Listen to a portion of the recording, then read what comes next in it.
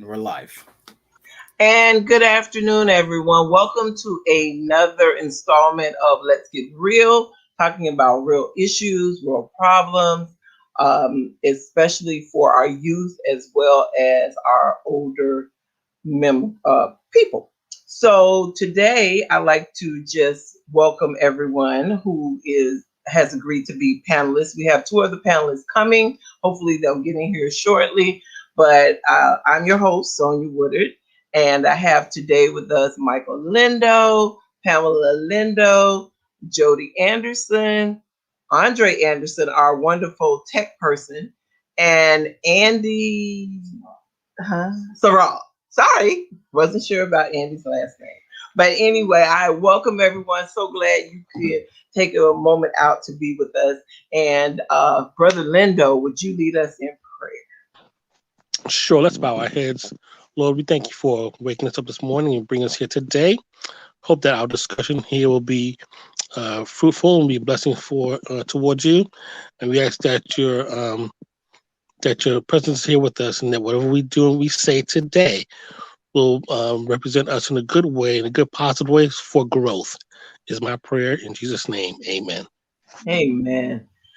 Uh, we our last thing as we started out, we talked about expectations versus reality, and welcome our other member, Xavier. We're so glad to have her on the show as a panelist to help us talk about our subject matter. And like I said, we ended when we were talking about standards, whether young ladies should cross the imaginary line. Is there a line? Is there not a line of, you know, going that extra mile where they actually ask someone to marry them? Is that okay? Is it not okay? Are we into gender roles? What does the Bible say about it? So we want to pick up on where we left off on that. And I think when we last spoke, uh, I'm going to start over here with Pamela because I think, Pam, you were talking about you felt like you were okay. I don't want to paraphrase for you, but maybe you want to go ahead and start the conversation with where you were last time. I was going to say we can't hear you. Good evening, everyone. I wanted to say the last time we were talking about reality, and my thing was we all know what the Bible says between men and women, the reality of what we are supposed to do. So, in that question of what is the reality or expectation of what we should do, should women ask men to marry them? I'm on the no, I'm on the side of we should let men be men and women be women. Okay. But in this thing, I want to welcome Latoya because I was Sorry. kind of waiting on her to get in here. So glad to see her. And but when you said that, uh, do we have a lot of people don't think we have necessarily roles? I'm going to let Latoya jump in on that one. Okay. So I know last week we talked about the expectations and the roles and the fact that the roles are now blurry. It's a blurred line role in today's society where we have men acting as women, women acting as men. But in reality, regardless of what you put on your birth certificate these days, you have parents now have the option to put no gender, which is crazy to me. With you're not putting a gender on your child's birth certificate because when you go into a store, you're either going to the men's section, the women's section, the boys section, or the girls section. There's not a section that says non-binary. There's not a section that says transgender. There's not a section. You still have to choose from those two sections in the way you're going to dress yourself. So the reality is our expectations is we want so much freedom and we want so much freedom to do exactly what we want to do, but the reality is there's only two genders, and it's either male or female.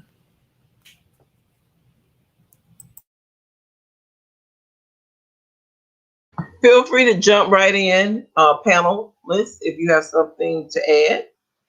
Xavier, I'd like to throw that over to you. What do you think about actual gender roles? I mean, in some cases, it's okay. But as far as now, they have it where in schools where if a boy identifies himself as a girl, can go into the girls' bathroom.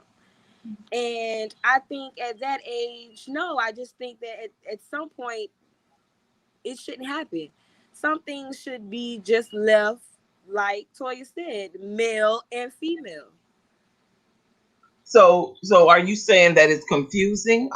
Yeah, it's Are we confusing, just and a especially confused it's world right now confusing. as far as the line? Yeah, it's confusing because I feel as though it's like you're telling God he made a mistake in making you. So, I mean, if you can't accept who you really are, I am a girl, that's who God made me to be, then it's really confusing, especially for children that are growing up in this generation. Okay. All right. Um, this is a really tough subject, and I probably should have, some. I know we're going to talk further about maybe this issue when we have someone who has a clinical background on, so that we have, a clinical basis for it. But I want to get into, Toya, go ahead. I want you to go ahead and lead out with the question, but go ahead with your comment. No, well, I actually wanted to go directly into the question. My question Okay. is okay. Speaking from a parent standpoint, after you've raised your child and after you've put standards and expectations in place, and that child gets older and they're totally in the opposite direction of what your expectations were for them. I know I seen this post on Facebook and it says, when you thought someone had your back always and find out they are not the person you thought they were, shaking my head.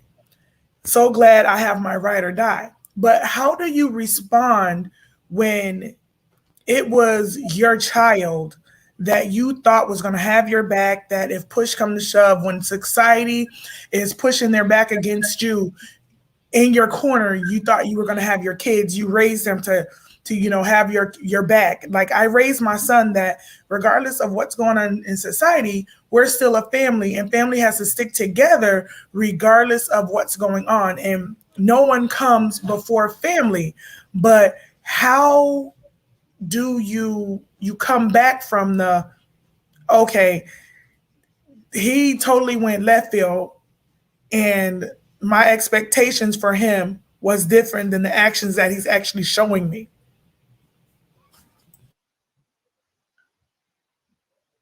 Andy, I'd like to go to you on that. Since you're a male, I like to get the male perspective. Okay, so I'm not a parent, so I can't really dive into it like that. But what I No, I can want it say from is, your perspective. okay, okay. What I can say is, being a male, it's an honor, and sometimes it's a headache. So you have to like right now. My dad passed away, so and I got three sisters and a mom. So I'm the head now, and it's my job to hold the house down and look out for my mom when she's not there, and make sure that everything is in control. My sisters are all right, and everything around the house is being done correctly. So if anybody comes in and try to mess with them, I need to be the one to step up and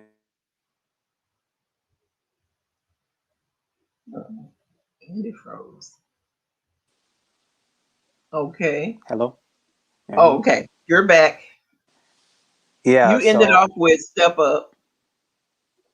yeah, so I have to be the one to step up and tell anybody that's trying to come in and try to push us apart to back down and let them know that this is family right here and you can't just come in and do what you want.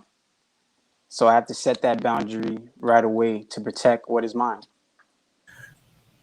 Okay. All right. So what happens when you start dating, Andy?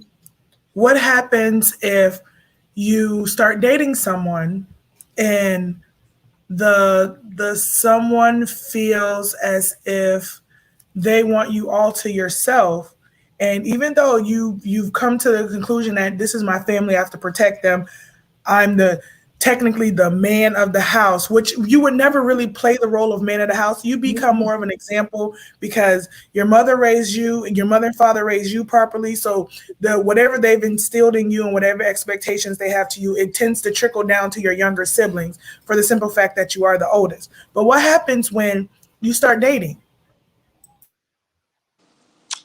All right, when I started dating, if push comes to shove, then that person they gotta go. And the way I'm set up, like I already know if that person is getting in the way of like not interested in my family being there, like pushing me away, and I'm not like married to them or anything, then that they for sure they have to go somewhere else. They're not for me personally. That's how I feel. If you come in and you feel like that you have to take their place right away, and we not like married, none we dating and stuff, then you gotta you're not for me for real. That's for sure. You're not family oriented, so yeah, that's not happening. Okay. We have Jody. I'm sorry. I think I don't know. I think I did mention Jody, but Jody has joined our conversation, and I'd like to hear from Jody and Andre.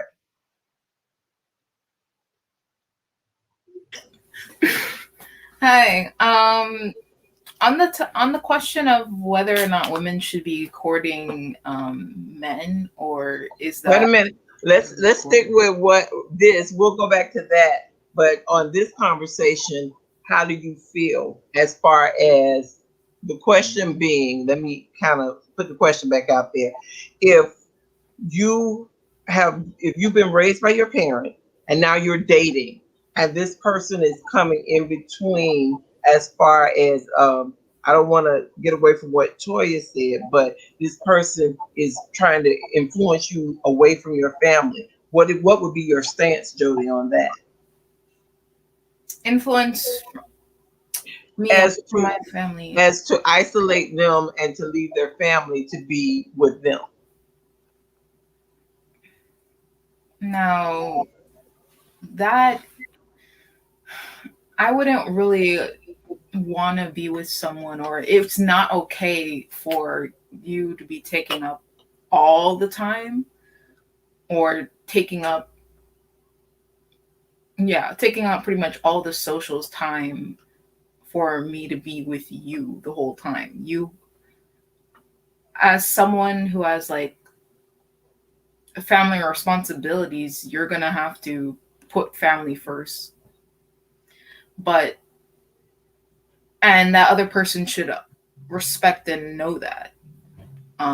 Because if you're gonna get into the courtship thing, you're gonna also, I mean, it might lead to marriage, so you're gonna have to end up be marrying into the family. So you're gonna have to know both sides of each other's, I guess, respective spheres in both of their roles of the family, and like where they are, what their role in the family is, and understand that there are certain things that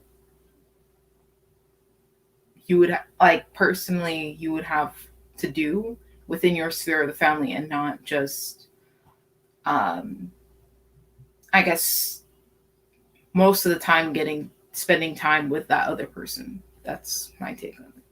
Okay. For me, I definitely agree with what Andy said, but for me, that family is very, very important to me. And I don't care what anybody, like, I don't care who you are. And that's something I feel like that should be talked about in the beginning stages of getting to know each other, when you're supposed to becoming that person's friend and learning about what matters to them. Family is off limits. Like, there's no ifs, ands, buts about it. We're not going around it. Family is off the table. Like, that's not even up for debate. My family comes first, and if you don't like it, you got to go. And that's just how I feel about it, because at the end of the day, all you have is your family. And if you are not willing to ride or die, you need to reevaluate yourself, because obviously something is not where it needs to be. For you to isolate yourself from your family, it's just not, especially if you were raised as a unit. I just see something really wrong with that. Toya. And go ahead. Once it breaks, people, please jump in. Okay, Mr. Mike and Ms. Pamela, what happens if, okay, you've gotten through that stage, you've chosen this person over your family, and you've been married for years, and you start to realize, hey, I've been isolated from my family, or hey, this wasn't my expectations of what you told me this marriage was going to be like. Is that one of the things, or is that something that plays a huge factor after you've already married this person? I don't, getting to know people in the first place. Jody threw out the word courting, a word my mom and dad use all the time. But when you're getting to know someone and you're dating, a lot of times you see red flags, but you ignore them, and you choose to ignore them because you want to be with this person so bad. I don't know what drives people to that, but there are some people who feel like, I gotta have a man, I gotta have a woman, and they don't know themselves. And you've got to know yourself before you can really commit to any relationship. And I think that a lot of our young people, as well as older people, don't think just because you reach a certain age, you may not make those mistakes, those faux pas. But in dating, a lot of times we get to the point where we want to be with this person so bad, we're willing to give up everything. And you see that the person is isolating you, but to be with that person is so important that you're willing to give it up. But for what is the consequence to you giving them up, or giving up your family for this person? You don't know when this person is going to walk out of your life. Then you're going to need to go back to those bridges that you burned. So we need to be really clear about what we try to do. Let me read a comment. Someone had a comment on what Andy said. They said, does it mean that your life is on hold until your sisters are grown up, whether college or married, since you are the acting man of the house? No, my life is not going to be on hold if that's the case. I'll just know who to block out if the person that I'm dating, if they try to come in and push me away from my family, I'll know when to push them, tell them to leave, and I'll set that boundary with my family and with that person that I'm dating, if that happens. So, Great. no, my life will not be on hold. Okay. It's interesting. Toya will come up with that question, that kind of scenario. Just before we came on, I was reading Ellen White's one of her books, and it stated that the first lesson that we should be getting as people is from the home, from parents, and that that solidifies your foundation as you continue on in life. That's the first point. The second point is, my wife and I just had a question amongst each other. I know it's going to go a little sideways, but we posed a question to one another, and we said, well, you know what? Why do people get married? Do they get married to escape getting under their parents' tutelage in their home? Do they get married to rebel against the parents and saying you live a particular way? Or what are the reasons why they get married and, to escape that single lifehood? Because there could be some things they're trying to avoid why they get married. It may not be out of love. So that's something else to consider. But for the young man, Andy, I think what he has learned from mom and dad, the foundations of life, and to be grounded and to uphold, like we're talking about, standards. Once he learns about the standards, the way that they showed him a relationship between two people who got married, became parents, raised he and his siblings. Once he gets to understand how they were raised, the positive things in life, and to able to decipher the negative things, I think his foundation will be easy. Now, what he will have to learn is to be adaptive in the two roles that he will have as being a sibling and to be like the man of the house. So I think as long as he has that foundation set from mom and dad, and unfortunately being dad has passed on, that I think he'll be okay. But once he gets to the leadership and direction and guidance of Christ, he'll be fine. Okay. Well, I would like to also throw this out. A lot of times when young people are dating, there was a young lady who was having mental abuse from her boyfriend, as far as he expected her to go straight home from work or school or whatever she was doing. She had to, well, she didn't have to. She chose to listen to him, as far as he didn't want her going out with her friends. He wanted her to, he just started isolating her from different things. Like, she wanted to go to an event and he got upset and wouldn't talk to her because she went to an event with her family. That is a way that they mentally, somebody can mentally start affecting you as far as that goes. And then you have physical abuse as well. And let me just say to the young people, when you start seeing those signs and those red lights are going off in the back of your head, don't ignore them.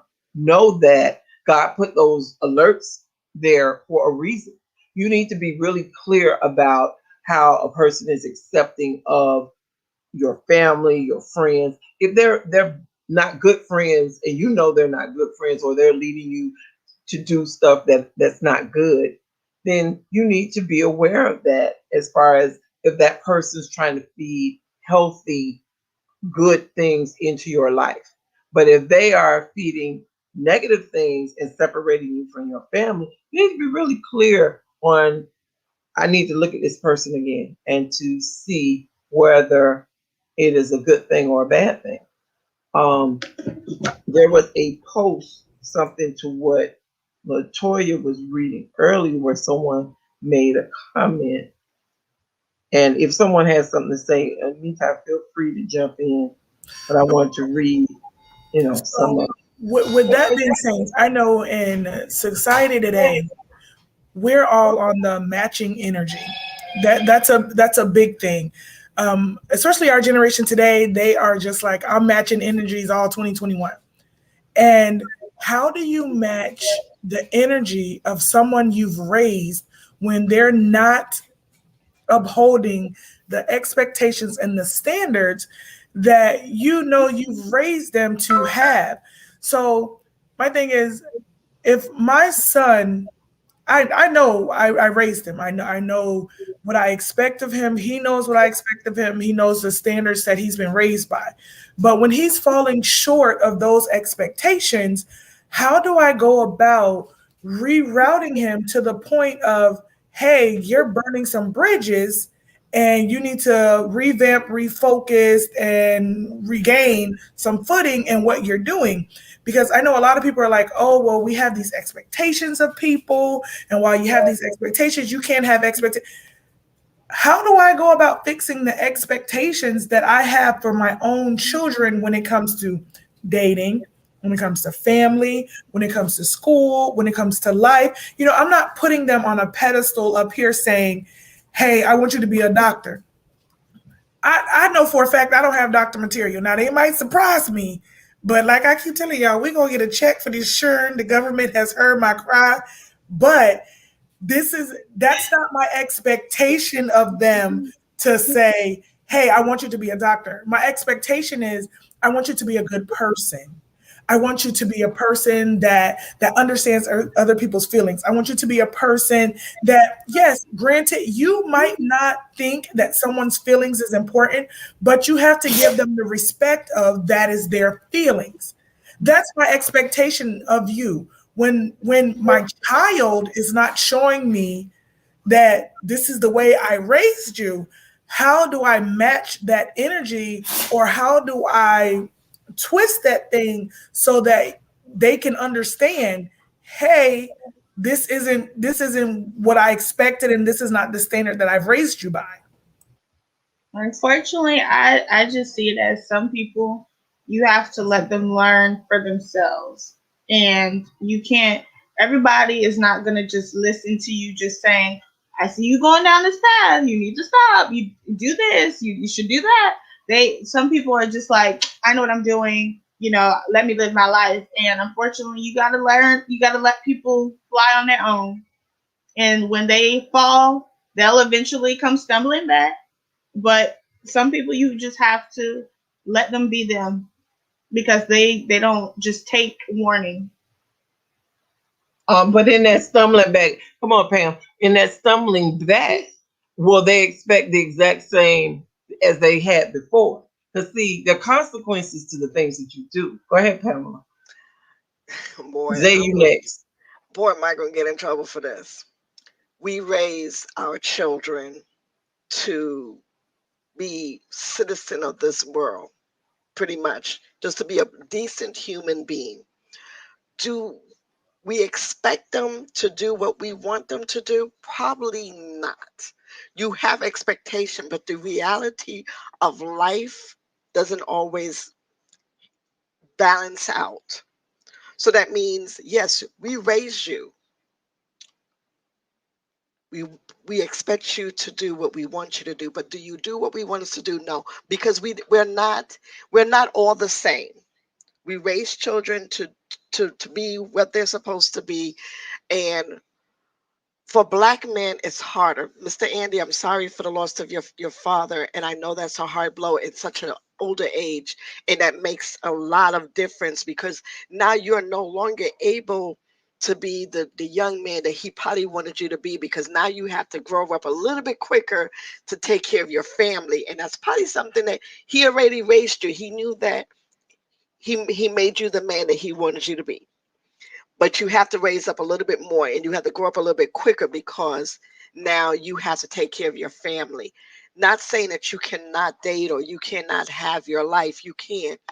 It's just that you'll have to learn to say, I want, I can't leave my parents and my siblings right now because they need me. But you're going to find a young lady who's going to be willing to help you with that situation. God doesn't give us more than we can handle. He knows our situation, and there's always somebody out there to match us. It's just a matter of understanding who and what, because not necessarily everybody that's out there is for us. Sometimes we think they are, but they're not. It's just a difference of us saying, oh, do I want him to really be my husband? Because we don't have an expectation. Do we get married to just to get out the house? Because for you as a young man, you can say, you know what, I'm done. I'm going to get married, and you just marry someone just to get out the house of dealing with your family. And men have done that. Does it make it right? No. But it's what certain people get married for, and that's what we were asking the question, my husband and I. Why do people get married? Do we get married for love, or do we get married because of situations that happens in our life that makes marriage easy to deal with? And we're all grown here, so we know sex is in the realm of marriage. Some people just get married. Oh, I can get to have sex, and you're sitting there, really? But yes, that's what some people do, old and young. So that thing is, it's not that it's right, it's not that it's wrong, but that's because they think that's what, because that's what the Bible says. You get married to have sexual relationship with your husband, and it should be given and it should be flowing, because if you do it when you're not married, you may not make it to heaven, because that's a sin. So marriage comes in all, and the standard comes in a different way as to how do we raise our children? We raise them to be citizen. We raise them, number one, I have 2 black boys. If I can make them not be in anybody's jail, I have done my job.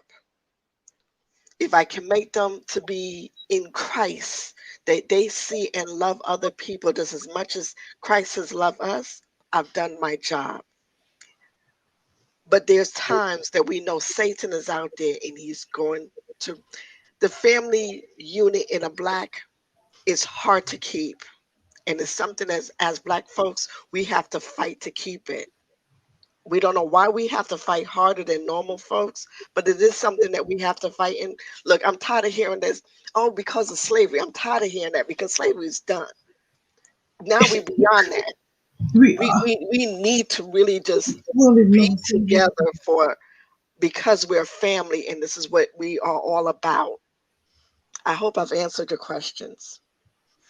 Well, you've really gotten me on the to be more questions have come up for me from what you said. I'm just gonna be honest. So for me, you talked about, okay, you get married for sex. If we're gonna be real, because that's what this show is called. Let's get real. Let's get real. So you want to get it in, Doc. You want to get it in. You know what I mean? I'm keeping it real. You want to get it in, get it in. Young people You don't even need marriage. Way before they got married. Come on now. You don't even need marriage. And the reason why they're having issues is because you messed up the sequence that God had for us. Correct. And once you mess the sequence up and it doesn't go the way you want it to go, or you trying to make it into something, oh, I had sex with this person, now I love them. You don't even know what love is. Because marriage is not sex. Sorry. Anybody who has been married will tell you marriage is not sex. It's about getting along. It's about compromise. It's about doing stuff that you don't want to do half the time because you're trying to get along with this person. So, I mean, come on, let's be real about this thing. Everybody's today. We're not on here to be cool. We on here to be real about this thing. And I gotta make this comment. Somebody's sending it. And then I want to hear from everybody. Xavier, you're next. You're just waiting quiet for me. And I'm gonna need you to step it up. Okay. This is the comment. Wait a minute. This is a comment that came in. It says, I have learned to make adjustments. If you go deep for someone and they are always shallow, adjust your commitment to match theirs. Watch the results. Now that's the realest thing I've heard today. You okay? Wait a minute, Xavier was next, and then I got you, Toya. Oh well, I was going to say what Miss Pam was saying about how we have certain expectations for our kids. Me still being sort of young, I kind of get why, hey, you want to be with somebody, but my mom used to always tell me that, enjoy being young, enjoy being single, enjoy being a kid while you can, because after 25, that's it. And so when I would date, it wasn't to date to marry. It was to date to see if this person is compatible for me. If you're not compatible, I'm going to move on to the next. But it's never like, oh, well, if I'm clinging to this person, I done had sex with this person, now I'm in love with this person. It's never that. Because when you're young, your mind changes all the time. You might want ice cream one day, and then the next day, you might not. So I think that, as parents, we should just tell them, hey, listen, this is how life is going to be. You either choose to follow it this way, or you're going to choose to follow the wrong path that way. And sometimes, hey, they don't ever go down the right road. And it does get rough. But at the end of the day, when things fall through, they know that, hey, at the end of the day, my mama or my daddy got my back. Come on, Toya. Come on, Toya. Okay. To touch on what Miss Pam said, first of all, a lot of marriages these days are built on sex. A lot of people base their marriage on, I need someone who's sexually compatible with me before I start to build anything else. So the foundation of their marriage is sex. Okay. That's number one. Number two, when it comes to your children and granted, all of our kids are going to have to go, some kids are going to go straight and narrow. You're going to have some that sway to the left, some that sway to the right. And that's where I believe that tough love comes in. I believe that regardless of which direction our child goes into, we're going to love them, but we have to let them know that there's consequences for the things that you do. And my parents always told me, a hard head makes a soft behind. And those who don't hear always feel. And we inbreed in our children that mentality of, oh, no matter how many times I fall, even though you falling, you jumping head first into it, you like hee, and you jumping into it, knowing that you're gonna fall and crash and burn. Oh, my parents got me. I think there comes a time when we have to draw a line and be like, yeah, I got you when it comes to life and death. And that's the line I have to draw with you right now, because of the fact that no matter how much or what kind of expectation, no matter what kind of standards I have instilled in you, what you have done with my standards is you have taken them, like I've written them on a piece of paper, you've balled them up and you've thrown them at me. And you said, those are your standards. I'm going to pick and choose which ones that I believe are going to be effective for me and what I want to do today in my life. And those are the standards I'm going to use. And the rest of those standards, I'm not using those. And that's exactly why I believe our kids tend to continually jump headfirst into foolishness, is because we don't show them there is a consequence. Right now, you might have 50 bridges attached to mommy. At the end of all 50 of those bridges, mommy's standing at the end. But when you start doing certain stuff, them bridges start to dwindle. That bridge on fire, this bridge on fire. And at the end of the day, you might realize that the only bridge you got left is going to be the lifeline bridge, where if it's a life or death, jail or hell, then that's when I'm standing at the end of that bridge. But the rest of those bridges are burned. Mike, come on. I'm going to, Sonia, today your cousin, David Long, spoke today at Atlanta Berean Church. And I would recommend that everybody look at that sermon today when you get a moment or two. Consequences, something like the consequences, but his point of text was Hosea 1-5. But I always recommend read 1-11. I'm sorry, not Hosea, Haggai. Haggai chapter 1-5. And basically what he was saying, that your choices are going to determine your consequences. Okay. And I mean, it was such a good sermon. I really enjoyed it because it kind of brought you back centered to what decisions you make in life. Whether if you do it now, you make a choice in life, you may not pay for it now. The consequence will be paying for it now, but you'll pay for it later on in life, whether it's going to be a positive or negative result. And, sometimes it may not happen to you, the consequences. It may go down, like the Bible said, to the second and third and fourth generation. It may go to your children. So I think that with the platform that we have now, to be a broad perspective to using social media, we have Zoom, we have other types of meeting platforms that we can reach a broader people in a quicker time set, in that way of speaking, that we can spread the message on to listen. Young folk, make your foundation, set your foundation firm, set it positive. Go ahead and make smart, wealthy, healthy decisions. Look at your mom and dad. If they're the best ones for you, follow their role. If they're not the best ones for you, follow someone in a positive light. It could be your teacher. It could be an instructor. It could be someone in your community service. Follow someone who give you positive things in life that could make you start your own tradition. And when you do those type of things, you'll be fine. But make sure that the choices that you make are for your benefit. It will put you in a positive way that you'll prosper. Okay. Well, when we're doing things in a positive way, and we have people that influence us negatively, how do we tend to cope with that? I know, Andre, you've been very quiet over there.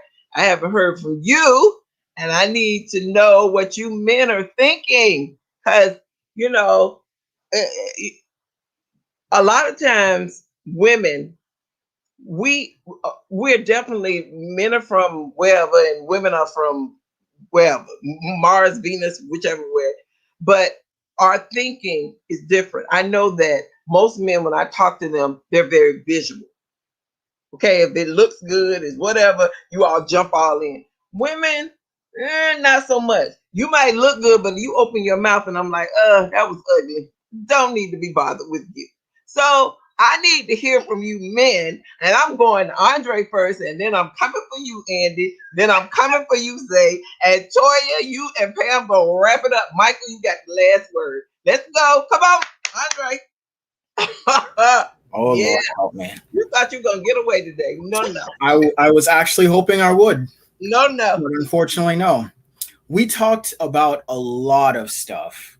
Mm-hmm. One of the I wish we could have gone to the Ruth thing, but I guess that's for another time. But as far as what should we do when we raise our kids to a certain standard and they're not upholding the standard that we set for them, it's really difficult. As someone said, it's easier to raise a child than it is to fix a broken man. Wait a minute, Andre. You're not gonna get away with this. What? You're not gonna talk from a kid's perspective because you don't have kids. I need you to talk from your perspective, Sure. as far as, and that's where I want Andy coming from. I need to know, as you are out here in this world, and you know how direct some of these women can be now, because right now we started out talking. These women pursue after the men now. There are no real gender roles anymore with a lot of people. They come up to you and be like, "Hey, I like your swag. I like how you looking. What's up, boy? I want to know what you're gonna say. Is that okay with you, Andre? Are you good with a woman approaching you that way? So if I roll up on you and be like, "Oh, I love your smile." Yeah, how you doing today? So you want to hang out? Are you good with that? Andy right here. You see Andy right here? I'm gonna say, for me, there's nothing wrong with that. There's absolutely nothing wrong with that. Now, again, there's nothing wrong with a woman approaching a man, right? Mm-hmm. Now, there's everything wrong with exactly what you just said right there. I don't think even women want another dude to be like, "Yeah, boy, girl, you light a fire in me." Like, if you just have some random dude come at you like that, I'm pretty sure no one wants that. So as a guy, I wouldn't want a girl come at me like that either. But if she says, "Hey, I really like how you speak. I really like the things that you say, how you look, how you carry yourself. Like, can we, have dinner sometime?" Why not? Why not? Okay. Furthermore, someone last time we were here, someone mentioned the story of Ruth. And I'm very surprised everybody just sort of forgot that, like, her mother-in-law encouraged this woman to lay down at a man's feet and wait until the next morning while he's sleeping and wait for him to explain what he's going to do to her. And she was counted And a lot of time, and she was counted among the holy women. In fact, a lot of people say, hey, women, you need to wait for your Boaz. Well, wait a minute. So now you brought that up because I was the one that introduced that about Ruth. So when you have a Ruth was in a different kind of situation because back during those times, they had to find another man within their family to marry. So it was a totally different kind of thing. And her mother-in-law instructed her because Boaz was a man of means. And they had nothing. She was out there gleaming after they had picked everything, trying to pick up the last bit of whatever, so that she and her mother-in-law could make it and be blessed that she had a good mother-in-law. Because everybody don't get a good mother-in-law. And that's a whole nother story. So we're gonna have to pray on that one because I got a whole lot to say on that. But anyway, so when you want to go and compare that. Then if I had a woman who had the heart of Ruth, then yes, she followed her mother-in-law because she knew her mother-in-law had only good intentions for her. And by doing that, Boaz realized she was a woman of character. And she didn't go and jump into bed with Boaz. Here lies the difference. She lied at the feet of Boaz and waited till he got up. Now, what these women today would have eased on in the bed with the man. Come on now. Let's get real.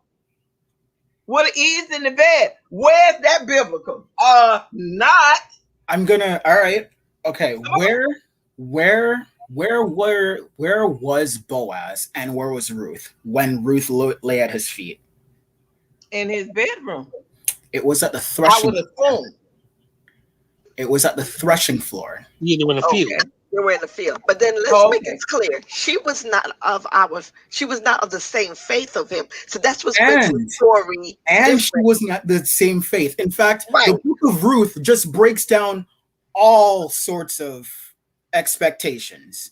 But it's not just the stereotype. It's the fact that she was willing to be into the culture of her mother-in-law. So she was doing what her mother-in-law was telling her to do so that she would be accepted because he did not know of her. Right. But that's why I said comparing Ruth, who followed the directions of an elder person. Right. A lot of our young people don't even get to have a relationship because they feel like, oh, older people don't know anything. Let me tell you something. Some of the best information I have gotten is sitting at the feet of my elders and talking to them and getting knowledge, asking them questions. And I think because we've gotten away from a lot of the stuff that God intended for us so that we have our elders. That's why they were called our elders. They pass down knowledge. And we've totally gotten away from what God has set up. So by her following, come on now, by her following her mother-in-law's lead and not doing what the world say, oh, go on to get into bed with him and rub up on him, and then he'll be all right with, come on now. There's a difference than today being as loose as a lot of people are. And her following directions and laying at his feet. She never approached the bed as far as getting in. She laid at his feet and stayed there. Interesting. I'm just saying. But keep in mind too, Sonia, like there were loose women today, there's loose women back then too. It's just that Ruth was a different makeup. So like, nothing's new under the sun. So correct. I mean, hey, you had your Jezebels too. But what happened to Jezebel? God took care of her, didn't he? Right. But that's my point. Even though Ruth was not of the faith, she followed the rules of her mother-in-law and she was blessed.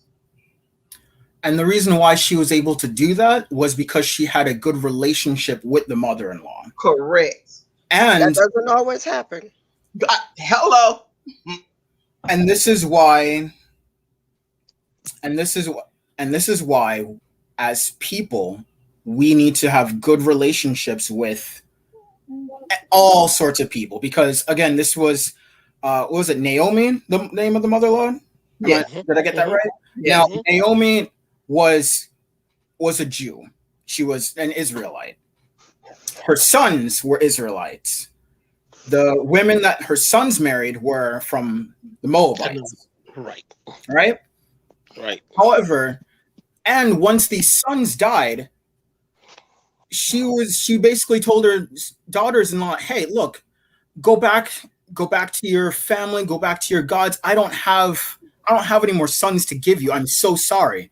But Mhm. one left and went back. The other one, Ruth, she loved Naomi so much that she was like, "Look, I'm going to go back with you. I'm going to follow you wherever I go, wherever you go. And I'm going to say, no matter what God you serve, I'm going to serve him too." And the only way for her to have been able to say that was that relationship between the mother-in-law and Ruth. No, So see, like, I'm gonna have to interject there. The only reason the relationship stayed like that is because she married a husband that must have showed his love for his mother, that she stayed with her no matter how bad things got. She stayed with her mother-in-law because the husband had to show his love for his mom. and see the result of that consequence of them, like you said, building a relationship, Right. being in one accord. What happened out of that union? It started the line to David, King David, and out of that King David came who? Jesus Christ. Right. So see, it didn't happen right away, the extreme good benefit, but it happened later on down the line of the lineage. Happened later on down the line. And also, it's another lesson there that she was obedient. She could have not followed the directions that her mother-in-law gave her, but she followed the directions because she loved her, and her mother-in-law loved her. So because of their relationship, you see, of love, she followed what her mother-in-law said to the letter. And by doing that, they were both blessed. That's when we fall into the blessings that God has for us, from our parents to whomever. And this And gets into how to raise your own children right. You need to have a good relationship with your children. You need to have a good, because there's a lot of parents that just don't have good relationships with their kids, and they're expecting them to follow everything they say. If you have a so-called friend that you just don't really like, and they tell you to do something, are you going to be willing to do it? No. Same thing with marriage. Same thing with anything. If you don't have a good relationship with God and he tells you to do something, are you going to want to do it? No. And you know, I well, think with, well, with go ahead, Mike.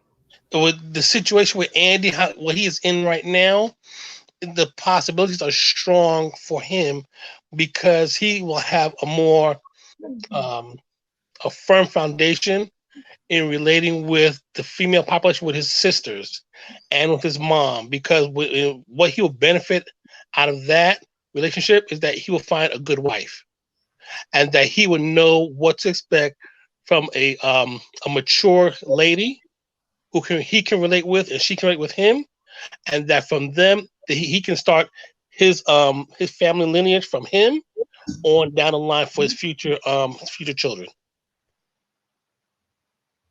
Okay. Xavier, I see you popping in and out. Let me get your take on this, relationship wise.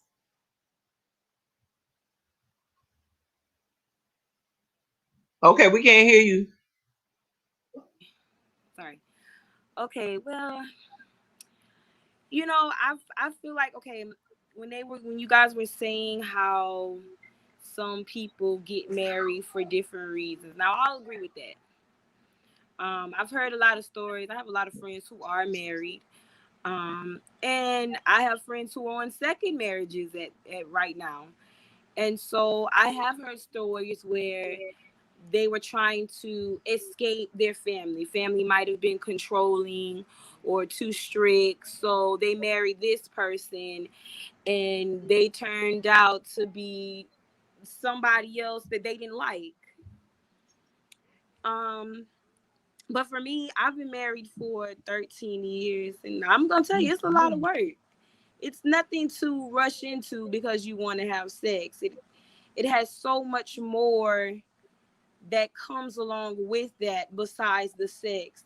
Because what you have to realize is that now you are living with someone that is totally different from you, thinks totally different from you, and you have to, if you love that person, you really have to come to like a middle ground. Nothing is ever, oh, it's my way or it's their way. It has to be our way, because if it's not that way, then it's not going to work. So that's my take. So here's my question. So we're looking at young people who are dating, even older people who are dating. Some of us keep making those same faux pas as far as I did this, I did that, and then we still ended up breaking up. So what am I doing wrong? It might be you picking the same wrong type of person. Sometimes need to change something within yourself so that you can see another side, see the better side at it. Because sometimes when we look at the opposite sex, most of the time it's lust. It's not really love. True. You get to what I'm saying? So when you get ready to take a wife or you get ready to take a husband, you need to think about, listen, this is forever. This ain't just no one night stand and it goodbye, ma'am. It's forever. Say, but don't nobody want nobody ugly now.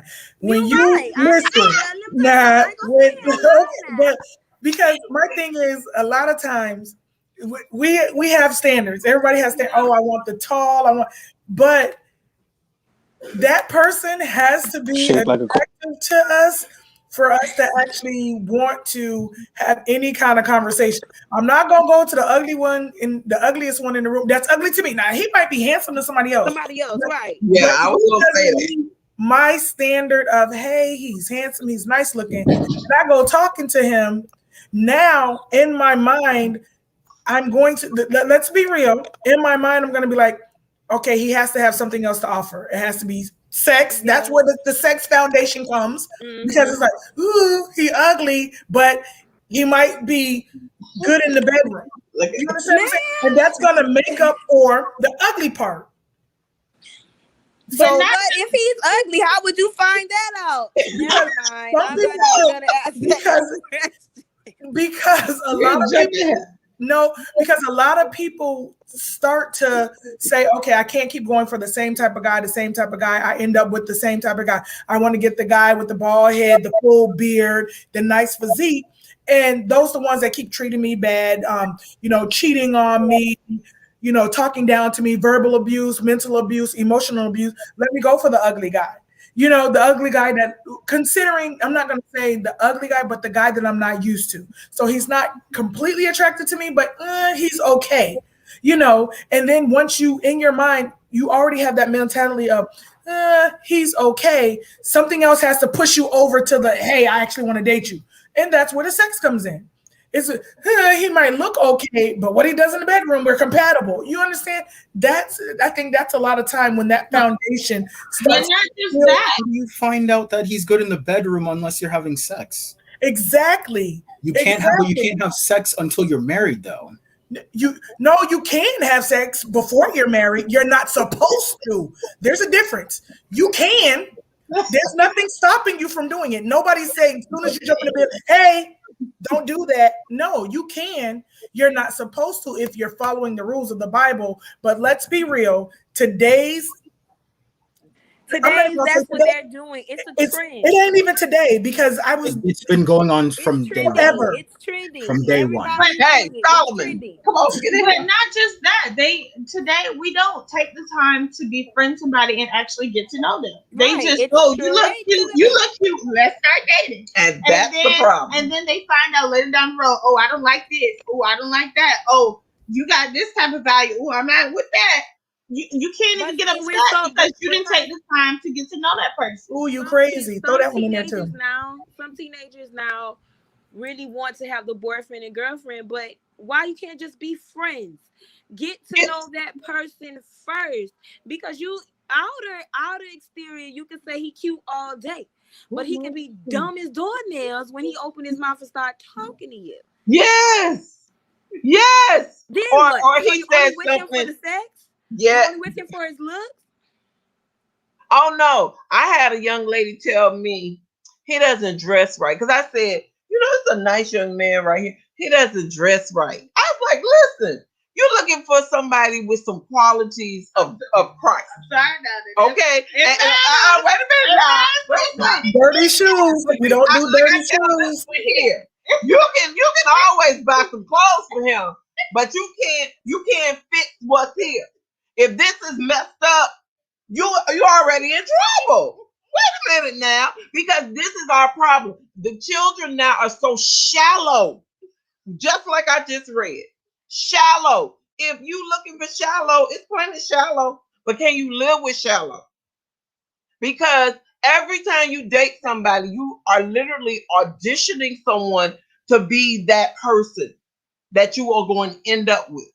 And every time you audition somebody, it should get better, not worse. But when you're auditioning, okay, see, I don't want to say that, because when you're auditioning, and it would really, let's be real, it would really suck. This person has all these qualities, and then when it comes to the bedroom, they're lacking. And that's the mentality that we have today. You can always teach.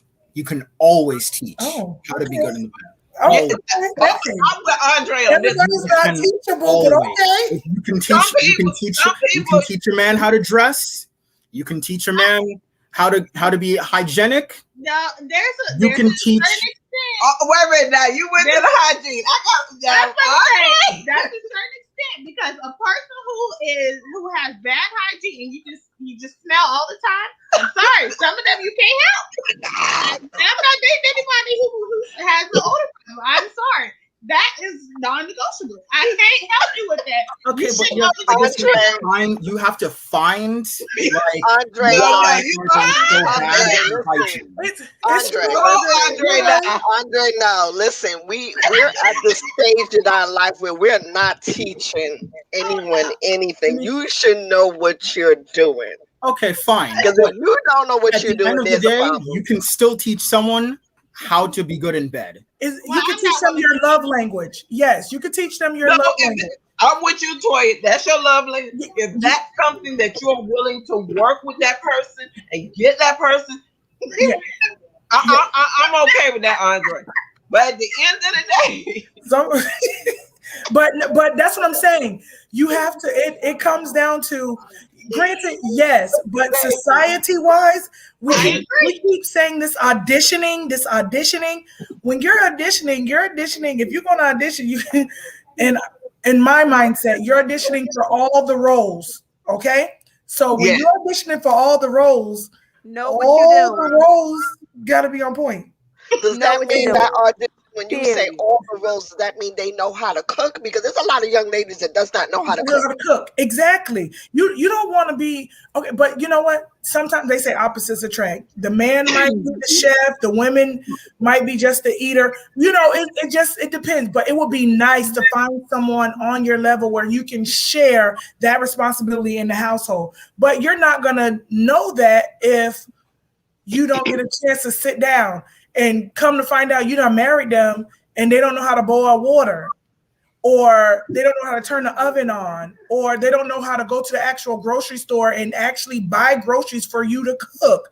So the auditioning part comes with, and then when you get, I believe when that starts to happen, that's when sex becomes the foundation of the marriage, because you're like, oh, they can't do this, but this balance, and that's, and you're but Toya, that Well, are you depends saying on that- your preferences as well. Because I'm gonna tell you, if you don't keep hygiene like you need to, I got a problem with you. But you the shouldn't be problem grown is, and stink. That's just it. You should not be an adult and stink. That's a standard that I know, and that's a standard, and that's an expectation.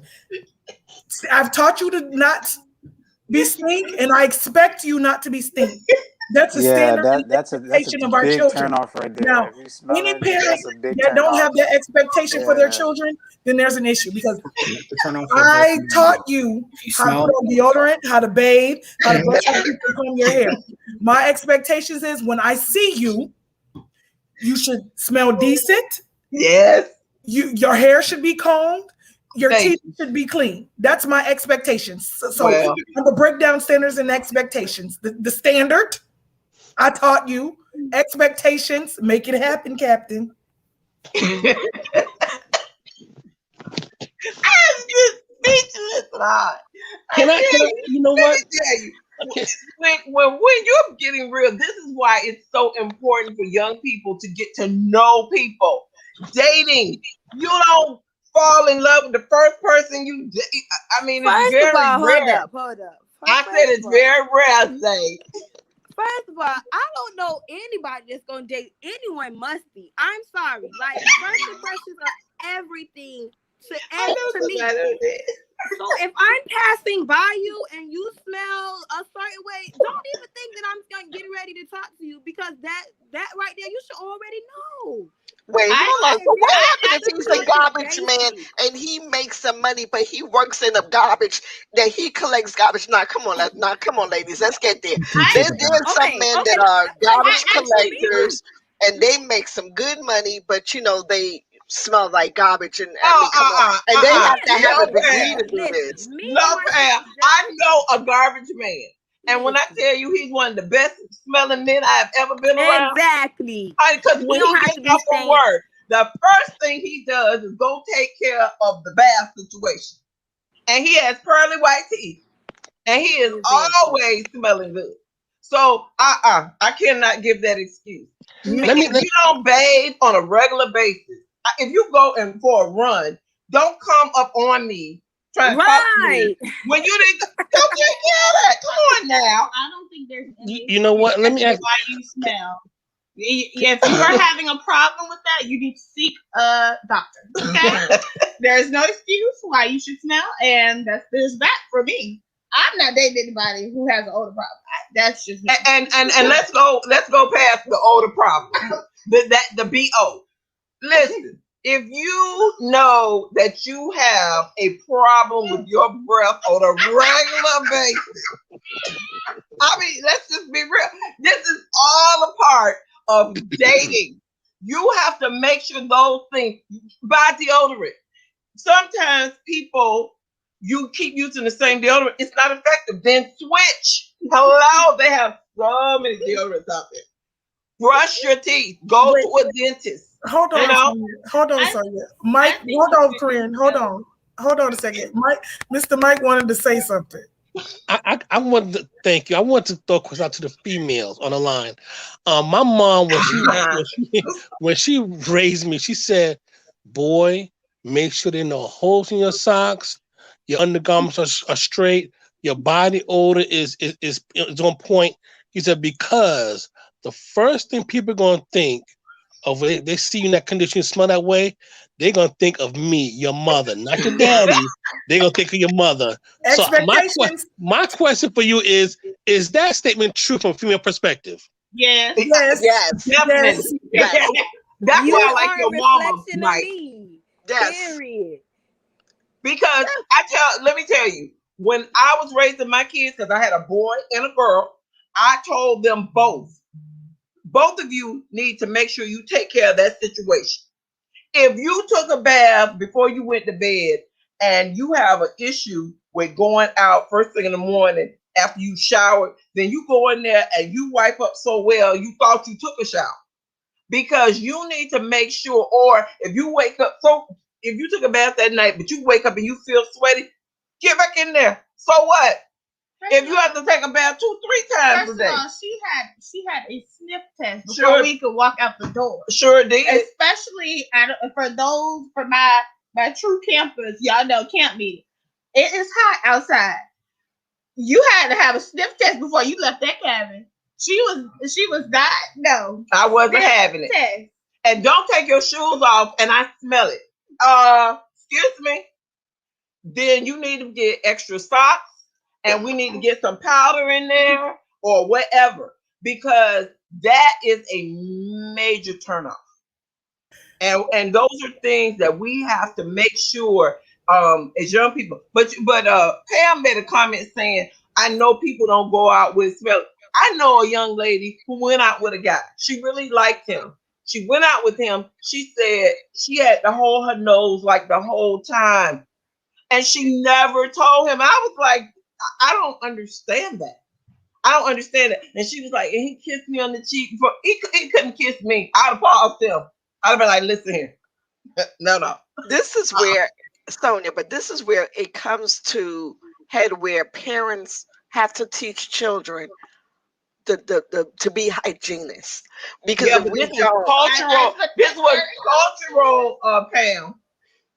Seriously, this is cultural. This young man's family was from another country and they migrated here.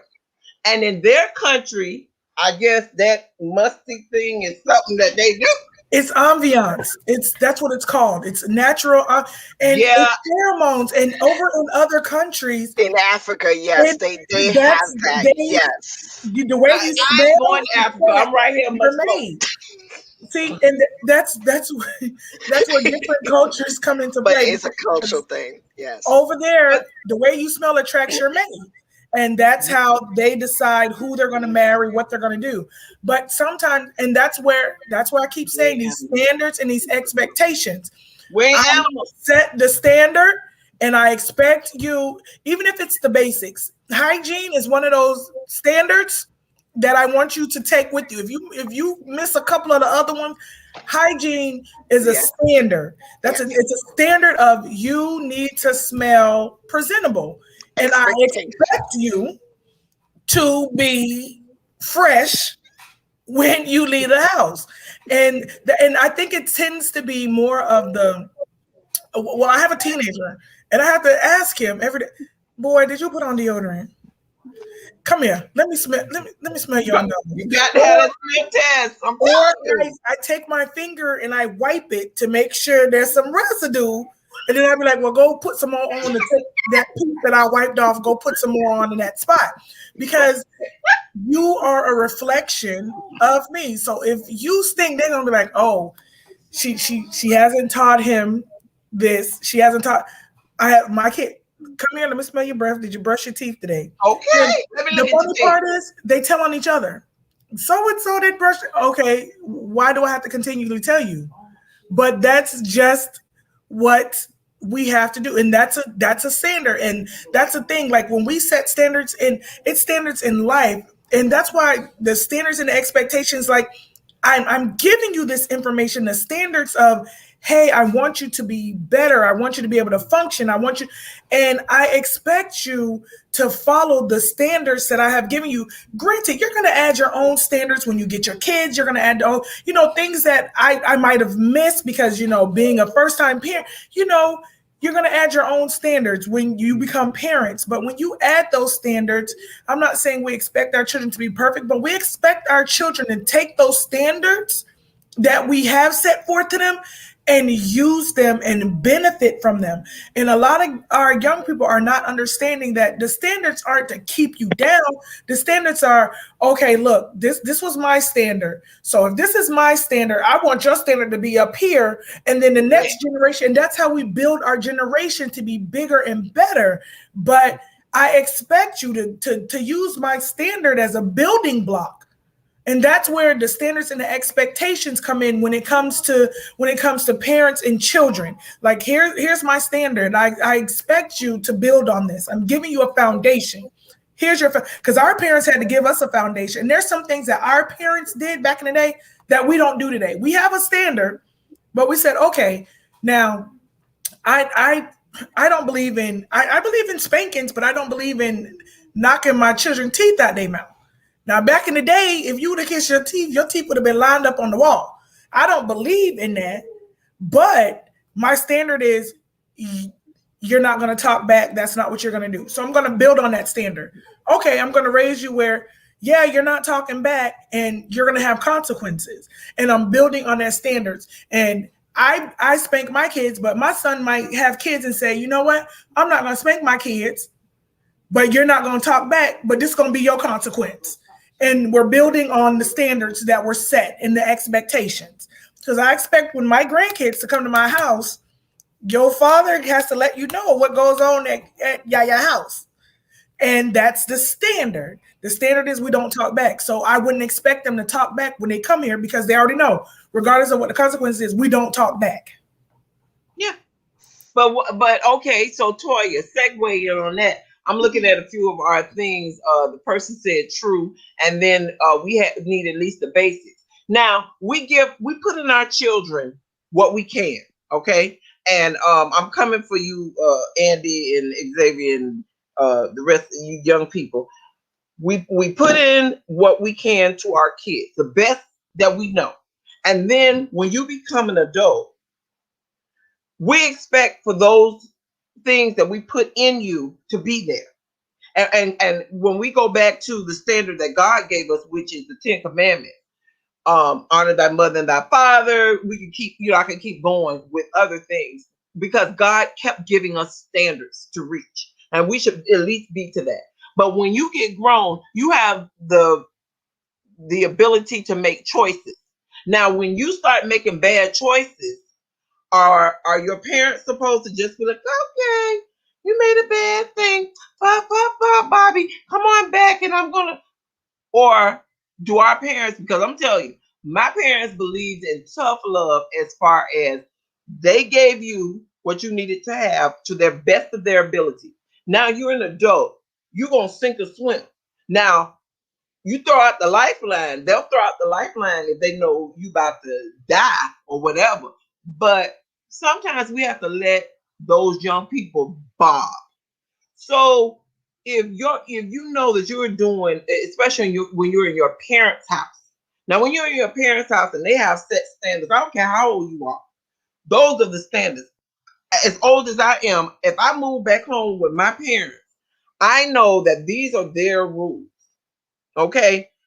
I know at this age, where I have 2 grown children, I'm still scared of my parents to a certain extent. I'm a bob and weave when they start throwing hands because this is what they expect. And when I walk in their house, no matter what I might do in the street, this is the standard. And this is a level of respect once you get grown. And when you lose that respect, it's just like not respecting God. Because God said to honor your mother and your father. And if you're not doing that, I don't care how old you are, you're disrespectful. And my cousin said something to me the other day. He said, you may not respect me, but you are not going to disrespect me. I was like, wow. Young people, you have to realize also that when you're dating someone, if they don't respect your family, they're really disrespecting you as well. So I want to know, when you date a young lady, Andy, what are you looking for as far as what bells go off if you don't see them, like they duck when you try to introduce them to your family? Or there was an incident the other day where a person reached out their hand to shake this person that someone's dating, and they pulled their hand back, like repulsed, and were like, oh, I'll bump you. Now, I know we're in a day of COVID, but when you do that to an elder, that's a bit disrespectful. Okay, Andy, I know I gave you a lot. Sorry. Well, I'll say some red flags I look for now are like with if they're not doing well with their family, if they're not friendly with people, if they act fake around their friends, or if they gossip or talk too much. If they're not family oriented, basically. And yeah, that's pretty much what I look for. Okay. Pamela, you've been mighty quiet. In that situation, it's a loaded question. We can raise our children. They don't come with a manual. So we're going to do good and bad in some situation. But in all that says, what you set down as your standard, and like you said, when you live in your parents' home, you have to respect it even at this age of day and time. The fact is, when you, how do I put this without not getting in trouble? Please. If you don't listen to me, but when you go outside to the outside world and you don't listen, you either going to end up in jail or you're going to get shot.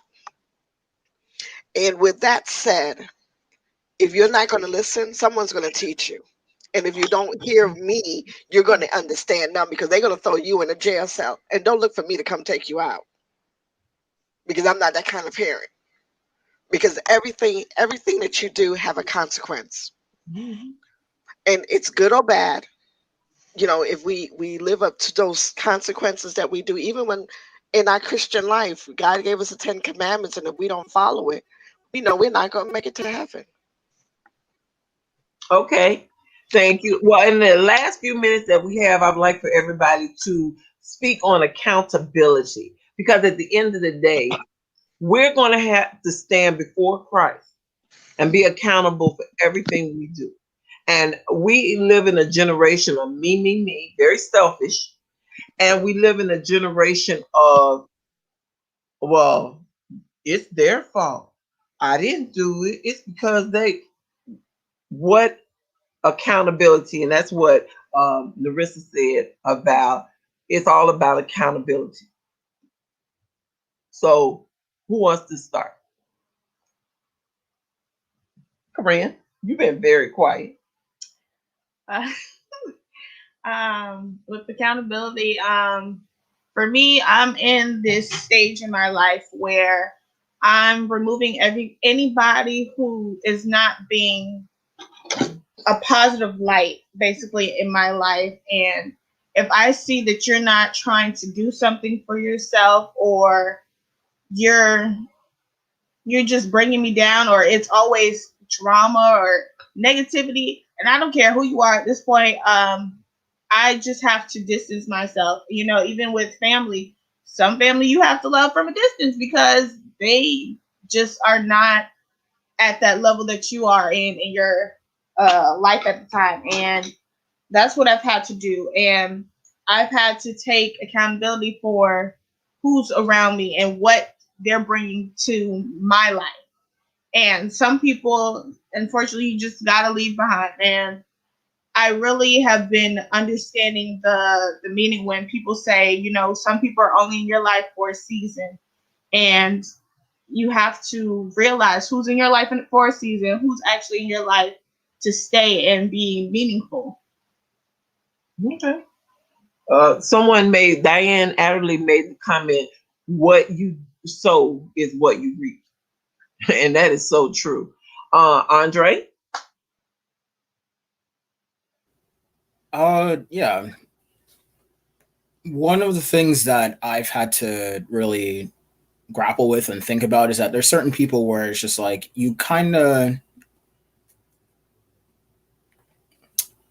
might love them as friend, family, or whatever, but there's just certain things that you can never really speak to them about. There's just certain things that you can never really go to them for. And even though they set themselves up as being this, you know, whatever to you as your friend or as your mentor, just certain things you just kind of realize that they're just not there for you to help yourself with, to help me with.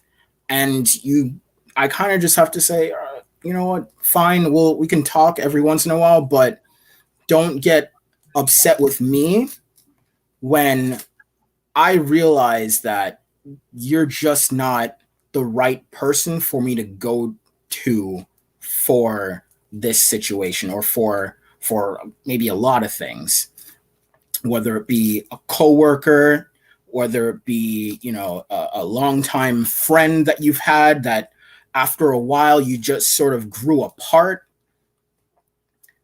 at the end of the day, you have to know what's good for you. You've lived a relatively reasonable long life, and you have to say, can I really deal with this person? Can they help me? Are they helping me? Are they good at practicing what they preach? And if they're not, you kind of just have to just put them on the wayside.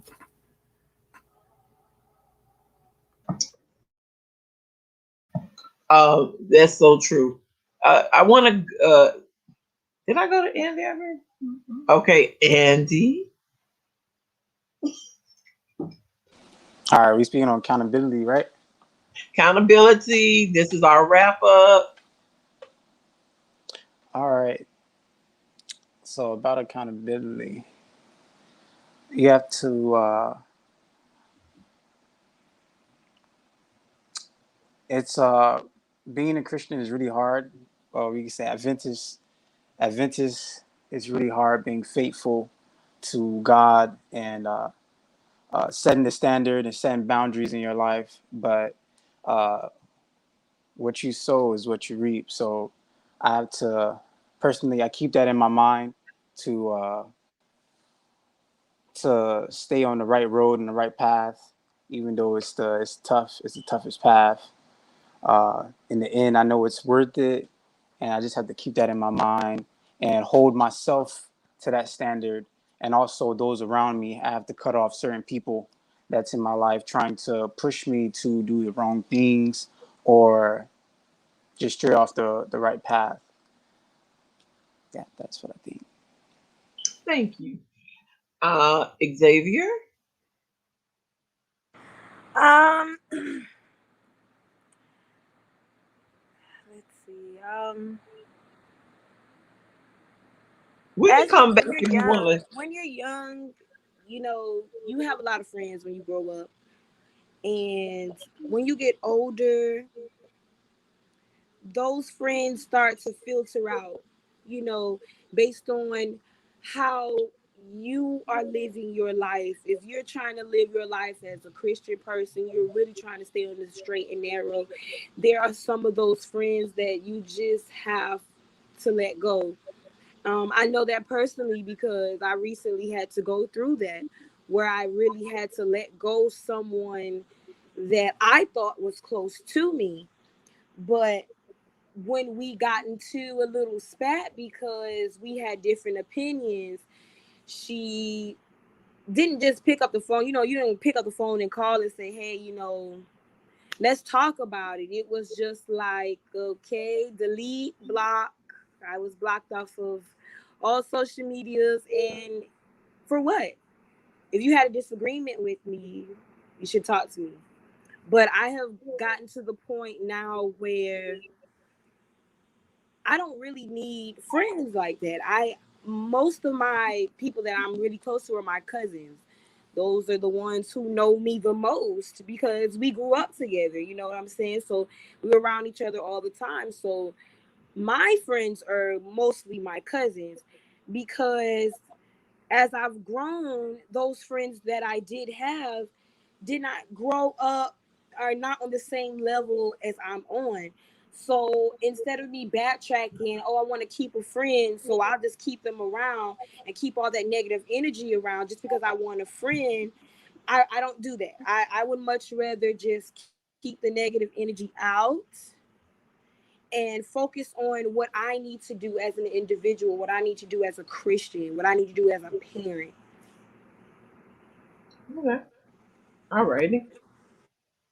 Who would like to go next?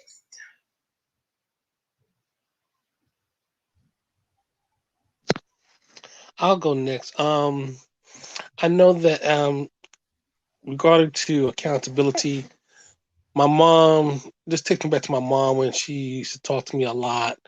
Um, she always said that um, when in growing up, people who love you and care about you, you know, it's like looking in the mirror. It's like looking in the mirror in a way of speaking. But she said you may not see yourself in a particular way, it takes others outside the window to tell you what you're giving off, what you're portraying, because you may not see it yourself.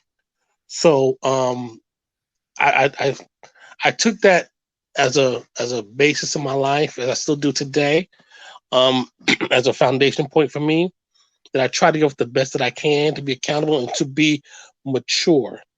That to be mature enough to take criticism in a constructive way, not to take it as an attack on me, but to take it as a way of, hey, somebody see me in a particular way, and I'll say, well, am I really acting that way?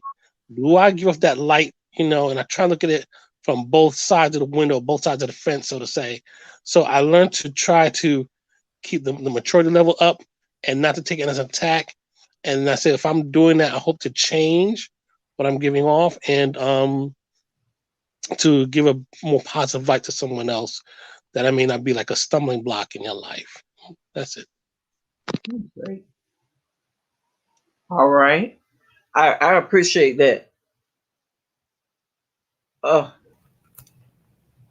Okay. I've tried to dodge accountability. I guess accountability and responsibility go hand in hand.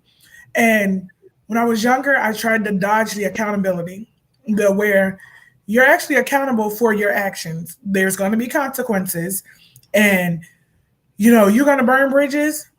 And guess what? You can't blame those bridge burning moments on anybody else, because you're the one that initiated those bridge burning moments. And when we're younger, we tend to run from the accountability aspect of the bridge burning. Now that I'm older with kids, it's funny because I'm looking at my kids and I'm trying to hold them accountable for doing your homework, making sure your clothes are ironed, making sure the dishes are washed. And I'm looking at them and I said, it's funny because it's like a big circle. My parents used to hold me accountable for sweeping and mopping the floor. We knew the Sabbath was coming in. We knew Friday after school, you better get in here, sweep, mop this floor, make sure them dishes is clean so we can cook Sabbath. Then, and I'm looking at my kids and I'm like, I'm holding you accountable for doing this after you come home from school, summer camp. And then I have to stop and think it's a growth process in the accountability department, because when we were younger, we used to put the accountability on somebody else. We used to argue as, well, so-and-so didn't do this and so-and-so didn't do that, and we wouldn't be held accountable for our part. Wouldn't be done. Now, so-and-so had the dishes, so-and-so had the bathroom, but the floor wasn't swept and mopped, but we're going to point out what everybody else didn't do to deflect from the fact that we ain't do what we supposed to do. Lack of accountability. As you get older, I think your accountability meter tends to go up, and especially when you become a parent, you start to realize, okay, my actions are going to bring some kind of consequence. And when I start taking accountability for my actions and there's no one else to blame but myself, then you start to realize, maybe I need to change the way I do things. Maybe I need to change the way I respond. Maybe I need to change the way I react. And a lot of that age range at 20 to 25, that was my age range of lack of accountability. That was college, post-college. I was just like, accountability wasn't my thing. But when I did become a parent, I started to realize I'm held accountable, not only for myself, but now I have someone else that I'm accountable for. So it's hard, but when you start to bridge over that 25 into actual literal adulthood, where it's a possibility that your parents really don't have to help you if they don't want to.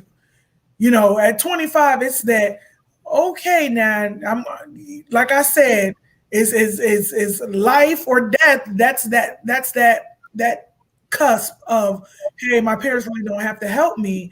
And you have to start to realize and grow up and get the mindset of being accountable for your actions, your spending, your quality time, who you're dealing with, family, friends. That's your accountability period. And I think a lot of our pre-adult, don't realize that we're holding you accountable. And me as myself, I understand that You know, I have to be more sensitive and more understanding, and I have to, and once you start to realize that and grasp that, then you can actually see where even though these people treated Christ the way they treated him, he was understandable and they were accountable. They were accountable for their actions, but he was actually accountable for his actions. Like, regardless of what was going on, he knew that he had a task that he needed to do, and he didn't allow anyone to defer him from the task that was set up for him from the beginning. So he held on to his accountability. So I think that's that bridge. We all strive to live a life like Christ. It's impossible. I'm just going to put that out there. I sin every day. I sin every day. Thoughts cross your mind. That's a sin. But I have to come to the accountability. Like, okay, if I do this, don't do it again. If I go this way and I know this is the consequence, don't do it again. That's my accountability. All right. Thank you so much, Pamela. Accountability is a heavy word. Usually I tell people, you take me as you see me. I'm one of those that I'm going to say what I say, do what I do, but I'm okay with whatever I say and do, because I know whatever I say, I can take accountability, because when I got to talk to Jesus, it's me and him. I'm one of those, like, when I get discouraged with the religion, someone said to me, people are going to be people, but your relationship with Jesus is one-on-one. And I had to understand that.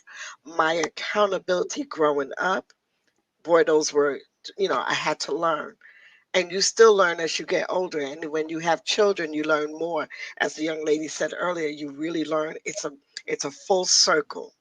But it's one of those things that you realize you have to accept whatever decisions you make in life. And your accountability, it's all about you. I'm not trying to make friends. I'm not trying for you to like me.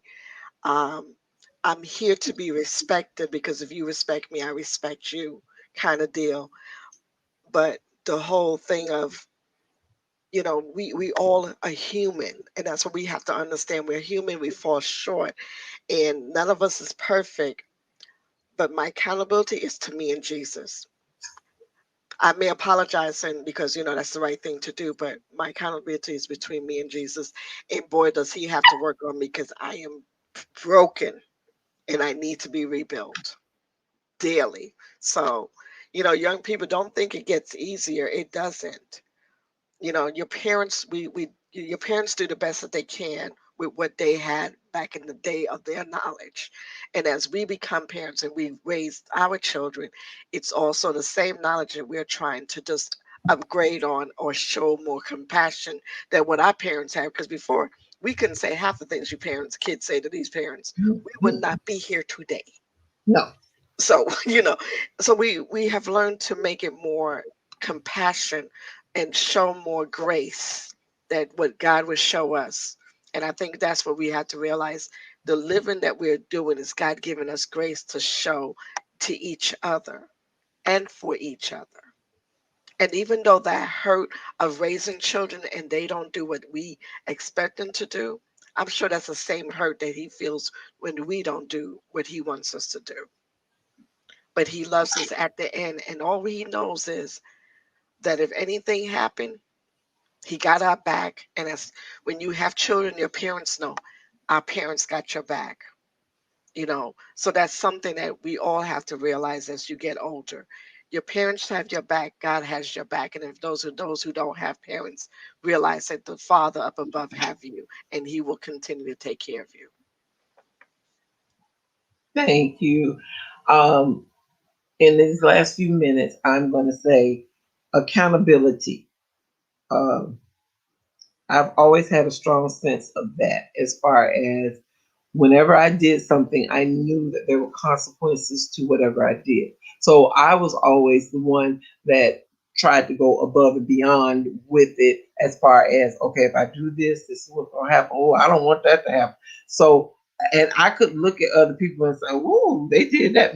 I can't have that happen to me. But a lot of people are not like that. They can see another person. If I walk down that sidewalk over there, there's a hole. I'm gonna fall in that hole.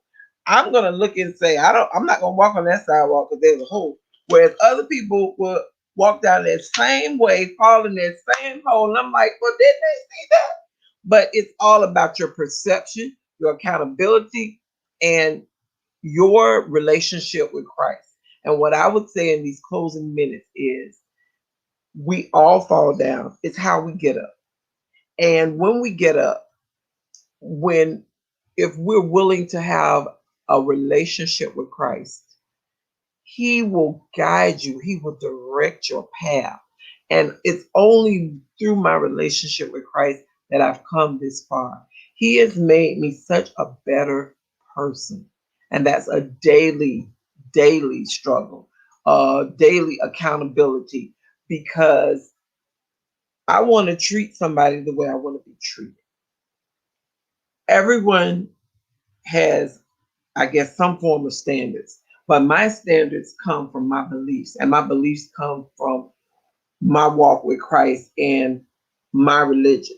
And people don't understand my religion is more than just a religion for me. It's a life. It's a lifestyle. You all forgive us. This dog is a mess.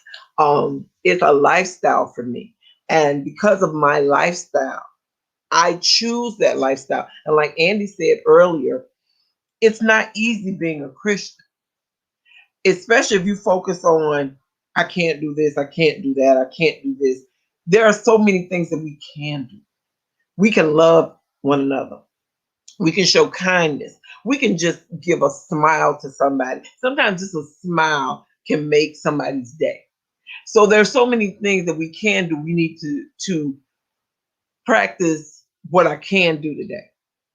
I plan to have a good day in Christ today. And you know that song that we learned at AYMV, whatever you want to call it, keep a song in your heart, go on God's errands. Daily, I try to go on an errand for Christ. I mess up, just like Toya said. I mess up, I sin.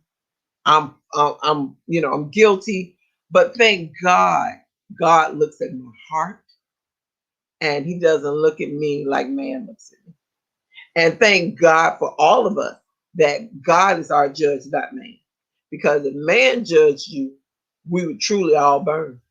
But because God knows your heart and He knows how good you are, He takes that goodness, that mustard seed faith, and He is willing to save us. So I charge everybody to go out this week, do something for Christ, whisper a prayer for somebody else, not just yourself.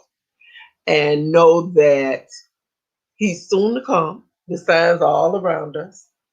And as Prince Louis was, he preached today in Pompano, he was charging us. He told the story of Lazarus. And Lazarus' sisters were so focused on God not getting there in time. But see, with Christ, there is no time. Time is suspended. And when Christ fixes your time is perfect. And He is always on time. So be encouraged, family, to know that Christ got you. No matter what you're going through, this too shall pass.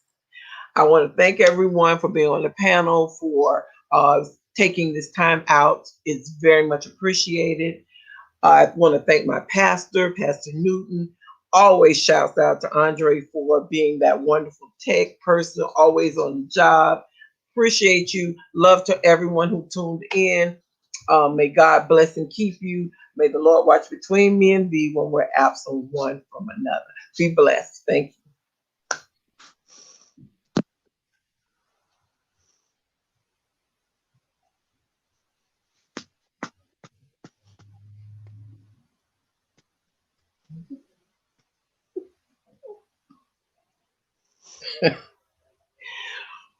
Technical difficulty.